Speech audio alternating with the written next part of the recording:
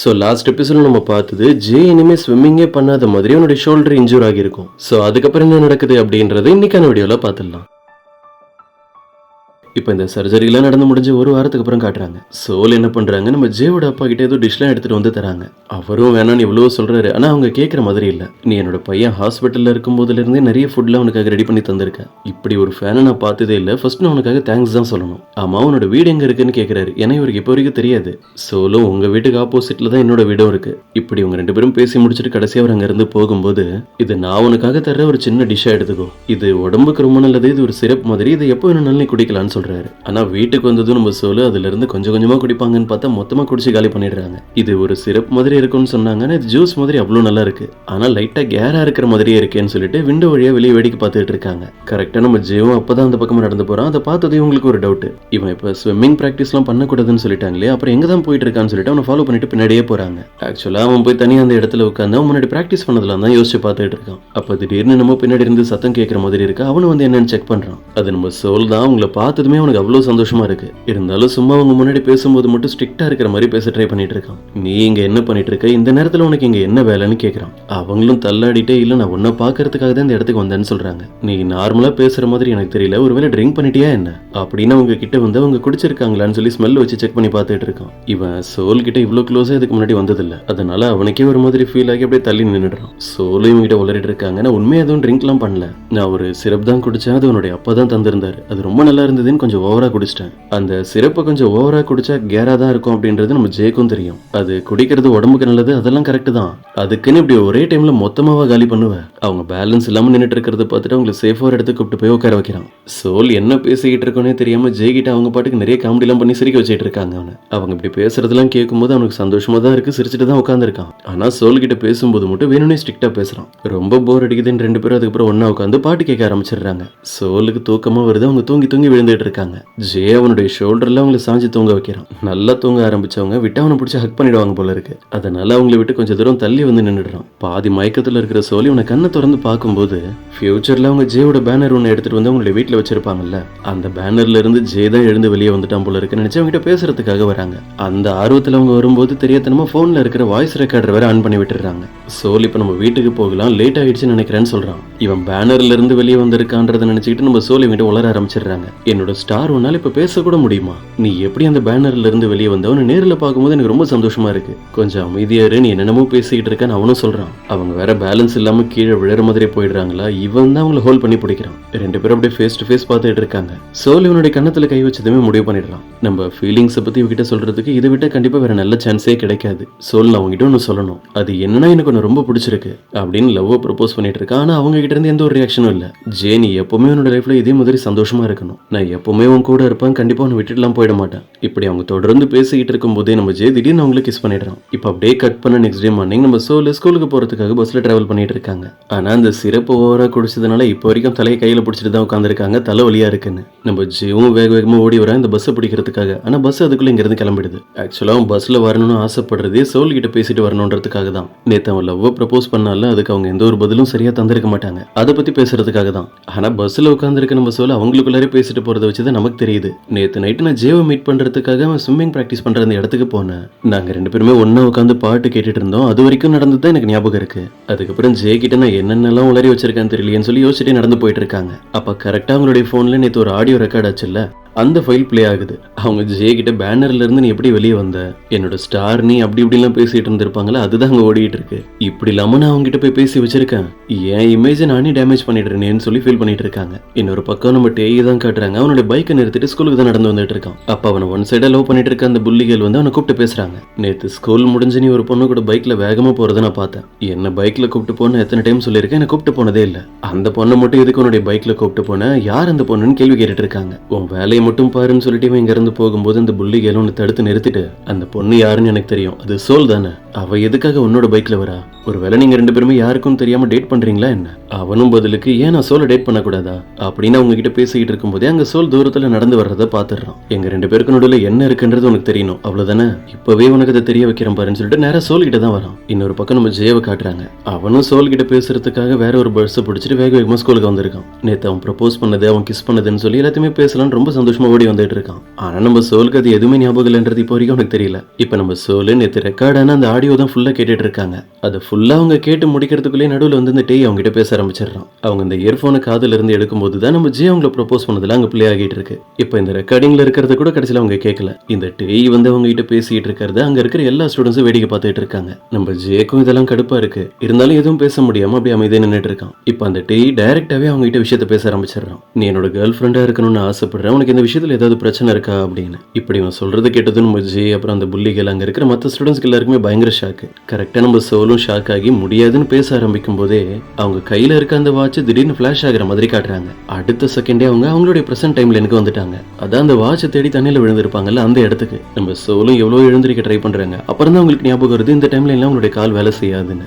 J suicide பண்ணி இறந்துட்டான் அப்படின்ற news தான் இப்போ அங்க டிஸ்பிளேல ஓடிட்டு இருக்கு. அதெல்லாம் பார்த்த அப்புறம் தான் அவங்களுக்கே புரியுது பாஸ்ட்ல இருந்து மறுபடியும் டைம் டிராவல் பண்ணி அவங்க பிரசன்ட்டுக்கு வந்துட்டாங்க அப்படின்னு. இப்போ அப்படியே கட் பண்ண நமக்கு பாஸ்ட்ல நடக்கிற விஷயங்களை காட்டுறாங்க. அந்த டைம்ல ஸ்கூல் படிச்சுட்டு இருந்த சோலு மறுபடியும் அவங்களுடைய உடம்புக்குள்ள வந்திருக்காங்க. இவங்களுக்கு தான் டேய்னா ரொம்ப பிடிக்கும். டேய் மேல அவங்களுக்கு தான் பயங்கர கிரஷ் ஆச்சு. அவன் ஆப்போசிட்ல நின்னுட்டு இருக்கிறத பார்த்ததுமே அவங்களுக்கு ரொம்ப சந்தோஷமா இருக்கு.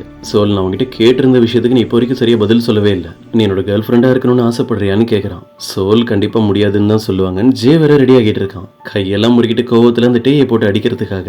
ஆனா பாஸ்ட்ல இருக்கிற இந்த சோல் டேயை ப்ரப்போஸ் பண்ணதுக்கு சரின்னு சொல்லிடுறாங்க. உன்னோட கேர்ள் ஃப்ரெண்டா நான் இருக்கிறதுனால ரொம்ப சந்தோஷம் தான் படுவேன், எனக்கு எந்த பிரச்சனையும் இல்லை அப்படின்னு. இப்படி அவங்க பேசுறது கேட்டதுமே நம்ம ஜே ரொம்ப அப்செட் ஆகிடுறான். நேத்து நான் லவ் ப்ரப்போஸ் பண்ணியிருந்தேன், அதை பத்தி சோல் யோசிக்க கூட இல்லை. என்னை பத்தி கொஞ்சம் கூட யோசிச்சு பார்க்காம அவன் கேட்டதுக்கு எப்படி இவளால உடனே சரின்னு சொல்ல முடிஞ்சதுன்னு ஃபீல் பண்ணிட்டு இருக்கான். இப்போ அப்படியே கட் பண்ணா நமக்கு பிரசன்ட்ல இருக்கிற சோலுக்கு ஆக்சிடென்ட் ஆகி அவங்களோட கால் வேலை செய்யாம போயிருக்கோம்ல, அதுக்கு முன்னாடி நடந்ததை காட்டுறாங்க. அந்த ஆக்சிடென்ட்ல அவங்க தண்ணியில விழுந்து மூழ்கிட்டு இருப்பாங்க. அப்ப நம்ம ஜே தான் தண்ணியில குதிச்சு அவங்களை காப்பாத்தி ஹாஸ்பிட்டல் அட்மிட் பண்ணிருப்பான். நம்ம சோலுக்கு ஜே தான் அவங்களை காப்பாத்தினான்ற விஷயமே தெரியாது. அதுக்கப்புறம் அவங்க ஹாஸ்பிட்டல்ல கண்ணை திறந்து எழுந்திருக்கும் போது அவங்களுடைய கால் இப்படி ஒரு ப்ராப்ளம் ஆகி இருக்குன்றதெல்லாம் அவங்களுக்கு தெரிஞ்சிருக்கும். ஜே வெளியே தான் நின்னுட்டு இருக்கான். அவனுடைய ஃபேஸை பார்க்காமலே இங்க கோவத்துல கத்திட்டு இருக்காங்க. நீ யாருன்னு எனக்கு தெரியாது, எதுக்காக வந்து என்ன காப்பாத்தின? நீ என்ன காப்பாத்தாம நான் அங்கேயே விட்டுட்டு போயிருந்தா கூட என்னோட லைஃப் அங்கேயே முடிஞ்சிருக்கும். இதுக்கப்புறம் என்னால நடக்க கூட முடியாது, என் லைஃப் ஃபுல்லா நான் கஷ்டப்பட்டாகணும். இதுக்கப்புறம் நமக்கு ஸ்னோஃபால்ல அவங்க ரெண்டு பேருமே ஃபர்ஸ்ட் டைம் மீட் பண்ணிருப்பாங்கல்ல. அப்ப சோலுக்கு பக்கத்துல நம்ம ஜே வரும்போது அவனுக்குள்ளே சில விஷயங்களை பேசிட்டு இருந்திருப்பான். நான் உன்னை ஸ்கூல் டைம்ல எப்படி பார்த்தனோ அதே மாதிரி தான் இப்பவும் இருக்க.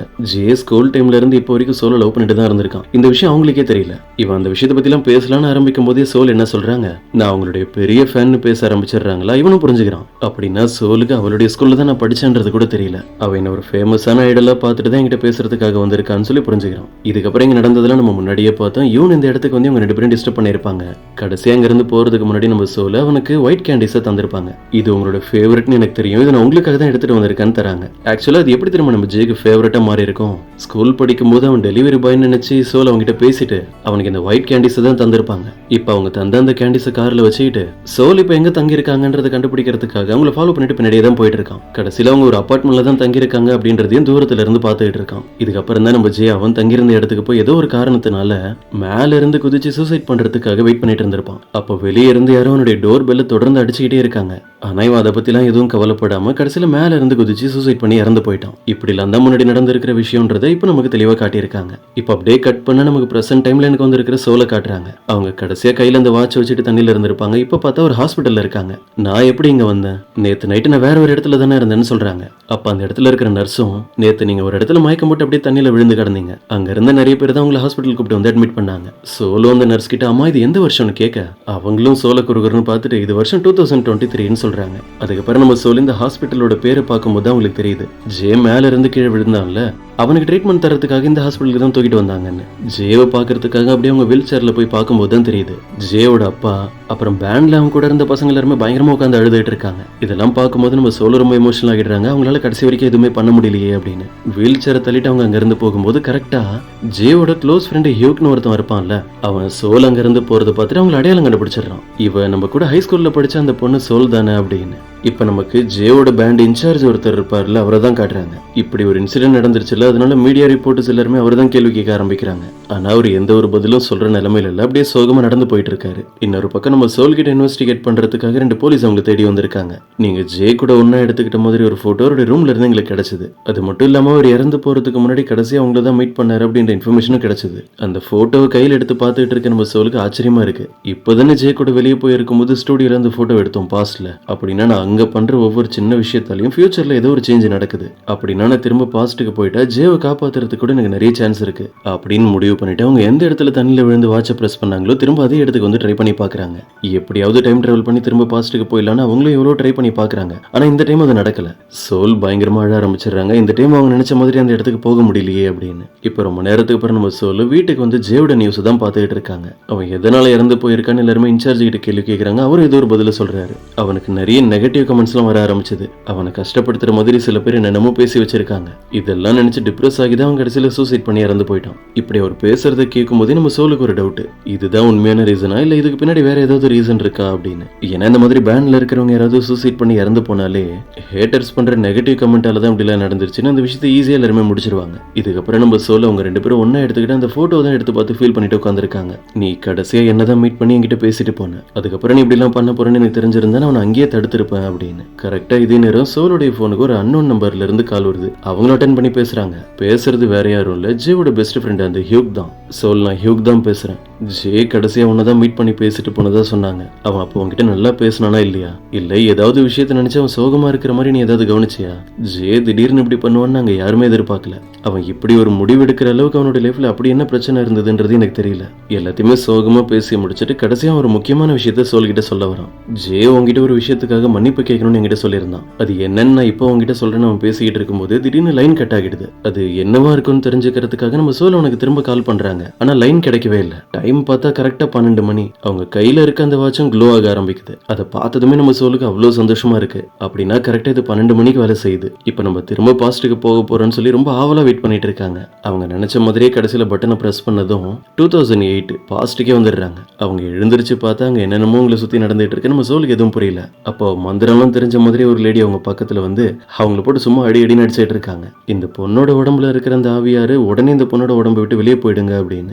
சோல் எங்க போனாலும் அவங்களை துரத்தி அடிச்சுட்டு இருக்காங்க. ஒரு கட்டத்துக்கு மேல அவங்களே கடுப்பாய் கத்திடுறாங்க. என் உடம்புல ஒன்னும் ஆவிலாம் இல்ல, நான் நல்லா தான் இருக்கேன், உங்களுக்கு புரியுதா அப்படின்னு நேரா அவங்களுடைய அம்மா கிட்ட போயிட்டு, அம்மா இங்க என்ன நடந்துட்டு இருக்குன்னு கொஞ்சம் புரியுற மாதிரி எனக்கு சொல்லுங்க.